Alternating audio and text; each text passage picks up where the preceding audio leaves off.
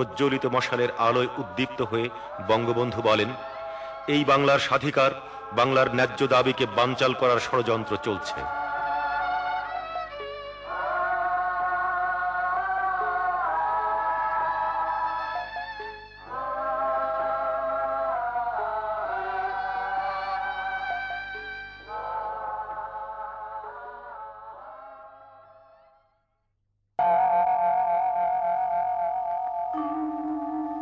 General Yahya 22শে ফেব্রুয়ারি মন্ত্রিসভা বাতিল এবং পিন্ডিতে গভর্নর ও সামরিক প্রশাসকদের নিয়ে এক গুরুত্বপূর্ণ বৈঠক করেন।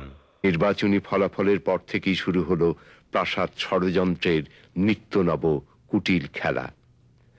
আওয়ামী লীগ তথা বাঙালির হাতে কোনো ক্রমেই ক্ষমতা দেয়া যাবে না, এই ছিল সামরিক জান্তা এবং ভুট্টো চক্রের চূড়ান্ত সিদ্ধান্ত।